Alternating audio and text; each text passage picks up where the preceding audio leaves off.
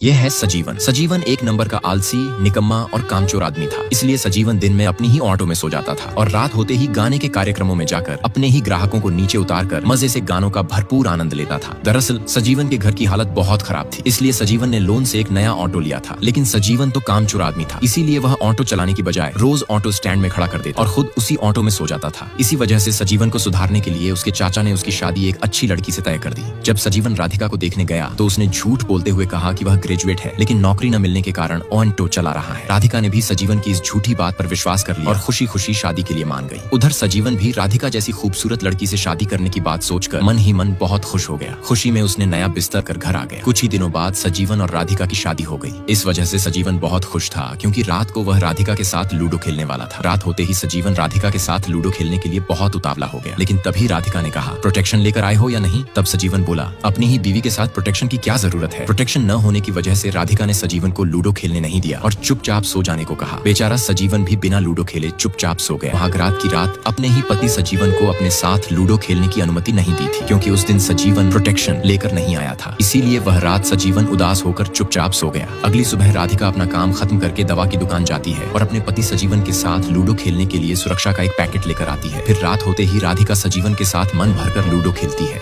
सुबह होते ही दोनों घूमने के लिए बीच पर ऑटो से चले जाते हैं और खूब मजे करते हैं। कुछ दिन बीतने के बाद सजीवन रोज सुबह 10 बजे तक सोता रहता है। इसीलिए राधिका उसे काम पर जाने के लिए कहती है, लेकिन सजीवन आज संडे है कहकर उसे मना करने की कोशिश करता है। तब राधिका घर के खर्चे और कर्ज को देखते हुए किसी तरह उसे ऑटो लेकर बाहर जाने के लिए मजबूर कर देती है। लेकिन आलसी सजीवन ऑटो स्टैंड पर जाकर अपनी ऑटो खड़ी कर देता है और खुद सो जाता है। इसी तरह समय बीतता है और एक दिन उधारी वाला सजीवन के घर पैसे लेने आता है। जब राधिका उससे पूछती है कि वह क्यों आया है, तो वह राधा को उल्टा सीधा कहने लगता है। इससे राधा अपने पति सजीवन पर बहुत गुस्सा हो जाती है। फिर कुछ दिन बाद भी सजीवन रोज सुबह 10 बजे तक सोने लगता है। इस वजह से स्कूल के बच्चों के अभिभावक सजीवन को फोन करते हैं, लेकिन राधिका उनका फोन उठाती है। तब अभिभावक उसे डांटते हैं कि क्या हमें और ऑटो नहीं मिलेगा? तुम्हारा सजीवन रोज रोज लेट आएगा तो कैसे चलेगा? अपने पति की इस हरकत से राधिका तंग आ जाती है। आखिरकार कर्ज चुकाने के लिए वह अपना सोने का चेन सजीवन को दे देती है, ताकि वह उसे बेचकर। अब राधिका उधारी वाले की उल्टी सीधी बातें सुनकर बहुत गुस्सा हो जाती है और गुस्से में आकर अपनी ही सोने की चेन सजीवन को दे देती है, ताकि उस चेन को बेचकर सजीवन अपना उधार चुका सके। फिर राधिका चुपचाप बैठकर मन ही मन सोचती है कि जिसे अच्छा आदमी समझकर मैंने अपना पति बनाया, असल में तो वह एक निकम्मा निकला। यही सोचकर राधिका रात को सजीवन को छूने तक नहीं देती। अगले दिन सुबह होते ही राधिका बस से अपने घर जाती है और अपने माता पिता से कुछ मदद करने की बात कहती है। तब राधिका के माता पिता उसकी मदद करने के बजाय उसे अपने ही पति के साथ मिलकर रहने की सलाह देते हैं। यह सुनकर राधिका निराश हो जाती है और अपनी पहचान वाले टीचर के पास जाकर नौकरी करने की बात कहती है। तब टीचर राधिका से कहते हैं कि नौकरी करना कोई आसान काम नहीं है, इसलिए अच्छा यही होगा कि तुम कुछ दिन और सजीवन के साथ रहकर उसे सुधारने की कोशिश करो, देखना वह जरूर सुधर जाएगा। फिर राधिका रात होते ही सजीवन को अच्छे से समझाती है कि अगर तुम सुबह 4 बजे उठकर स्टेशन में अपनी ऑटो लगाओगे तो वहाँ पर बहुत सारे यात्री मिलेंगे। उन्हीं पैसों से हम धीरे धीरे करके सारा उधार चुका पाएंगे, इसलिए मैं तुम्हें कल सुबह 4 बजे उठा दूंगी और तुम उठकर स्टेशन चले जाना। इस पर सजीवन भी राधिका की बात मान लेता है। लेकिन जैसे ही रात के 4 बजते हैं, राधिका उठकर सजीवन को जगाती है और उसे ब्रश करने के लिए कहती है। खुद उसके लिए चाय बनाने चली जाती है, मगर तभी सजीवन फिर से बिस्तर ढककर। राधिका रात के 4 बजे उठकर अपने पति सजीवन के लिए चाय बनाती है, ताकि उसका पति चाय पीकर ऑटो लेकर स्टेशन जाकर कुछ कमाई कर सके। लेकिन सजीवन आलसी की तरह बिस्तर ओढ़कर सो जाता है। इसी वजह से राधिका सजीवन की इस हरकत से बहुत उदास हो जाती है और उदासी में खुद ब खुद रोने लगती है। एक दिन राधिका बैठकर सोचती है कि उसका पति सजीवन तो कामचोर है, अगर वह उसके भरोसे रहेगी तो घर कर्ज में डूब जाएगा। यही सोचकर राधिका खुद ऑटो चलाने का निश्चय कर लेती है। अगले दिन सुबह होते ही राधिका ऑटो चलाना सीखना शुरू करती है और कुछ ही दिनों में अच्छी तरह ऑटो ड्राइविंग सीख जाती है। फिर राधिका बहुत खुश होकर यह बात अपनी टीचर से कहती है। तब टीचर राधिका को स्मार्ट लड़की कहकर तारीफ करती है। कुछ ही दिनों बाद सजीवन के ऑटो स्टैंड पर कुछ ऑटो ड्राइवर और लोग आपस में झगड़ने लगते हैं, लेकिन सजीवन वहीं खड़ा होकर सिर्फ देखता रहता है। तभी एक बूढ़ा आदमी आता है और सजीवन उसे झगड़ा रोकने के लिए भेज देता है। लेकिन तभी वहाँ पुलिस वाले पहुंच जाते हैं और सभी ऑटो ड्राइवरों को पुलिस स्टेशन ले जाते हैं। जब राधा को यह बात पता चलती है तो वह जल्दी से पुलिस स्टेशन पहुंचती है और पुलिस मैडम से अपने पति को छोड़ने की गुजारिश करती है। तब पुलिस मैडम राधा से कहती है कि उसे जमानत पर छुड़ाना होगा। यह सुनकर राधा तुरंत अपनी पहचान वाले टीचर के पास जाती है। टीचर राधा के पति सजीवन को जेल से छुड़ाने के लिए एक वकील को उसके साथ भेजते हैं। फिर राधा वकील को लेकर पुलिस स्टेशन जाती है और अपने पति सजीवन को जमानत पर छुड़वा लेती। अब राधिका सजीवन को जेल से छुड़ाकर खुद ऑटो चलाकर पैसे कमाना शुरू कर देती है। राधिका जैसे ही रात को ऑटो चलाकर घर लौटती है, तब निकम्मा सजीवन राधिका से कहता है, मैं घर पर मर्द हूँ, फिर तुम क्यों ऑटो चला रही हो? गांव वाले उल्टा सीधा कहेंगे। लेकिन राधिका अपने पति की बात पर कुछ नहीं कहती। सजीवन उसके पीछे पड़ जाता है और अगले दिन से ऑटो न चलाने के लिए कहता है। तब राधिका गुस्से में जवाब देती है, तेरे जैसे नालायक मर्द घर पर रहेंगे तो उनकी बीवी को ही ऑटो चलाना पड़ेगा। यह सुनकर सजीवन गुस्सा हो जाता है और जबरदस्ती राधिका से ऑटो की चाबी मांगता है। लेकिन राधिका चाबी देने से इनकार कर देती है। इस पर दोनों के बीच अफरा तफरी मच जाती है। उसी समय सजीवन की माँ आ जाती है और कहती है, अरे